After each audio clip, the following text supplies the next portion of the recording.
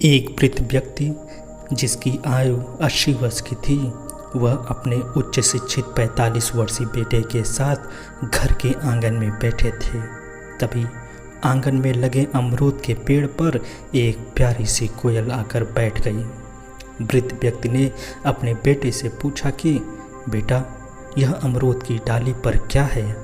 बेटे ने अपने पिता को जवाब दिया कि पिताजी, यह एक कोयल है। कुछ समय बाद पिता ने फिर से अपने बेटे से पूछा, यह क्या है? बेटे ने फिर से जवाब दिया, पिताजी, अभी अभी कुछ समय पहले ही आपको बताया था कि यह एक कोयल है। कुछ समय और बीत जाने के बाद वृद्ध पिता ने फिर से अपने बेटे से पूछा, यह क्या है?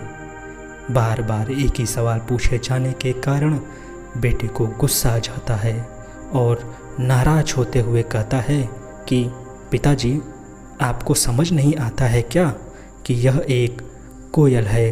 कोयल। कुछ समय तक दोनों के बीच खामोशी रहती है, लेकिन अगले ही पल पिताजी अपने बेटे से फिर से चौथी बार वही सवाल पूछते हैं कि बेटा, यह क्या है? इस बार लड़के का पारा 7वें आसमान पर था। वह चिढ़ते हुए जोर से चिल्लाया कि पिताजी, आप मुझसे एक ही सवाल बार बार क्यों पूछ रहे हैं? कितनी बार आपको समझा चुका हूँ कि यह एक कोयल है, लेकिन आपको समझ नहीं आ रहा है।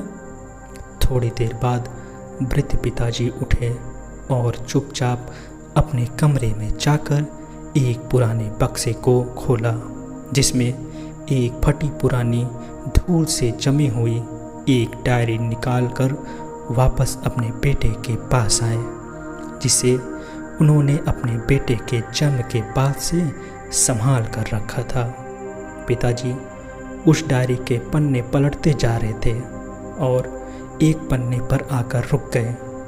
उस डायरी को अपने बेटे के सामने करते हुए कहा कि बेटा, क्या तुम मेरे लिए इसे पढ़ सकते हो? बेटे ने अब उस डायरी को पढ़ना शुरू किया, जिसमें कुछ इस तरह की बातें लिखी हुई थी। आज मेरा 2.5 साल का छोटा सा बेटा मेरे साथ कुर्सी पर बैठा था, तभी पेड़ पर एक कोयल आकर बैठ गई। मेरे बेटे ने मुझसे 50 बार पूछा कि यह क्या है, और मैंने उसको हर बार जवाब दिया कि यह एक कोयल है। जब जब मैंने उसे जवाब दिया तब तब मुझे अच्छा लगा और हर बार मैं प्यार से उसके गालों को चूम लेता था।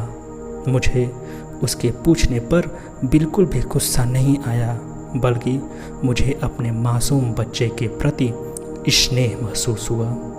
डायरी पढ़ने के बाद बेटे और पिता दोनों की आंखें नम हो गई थी।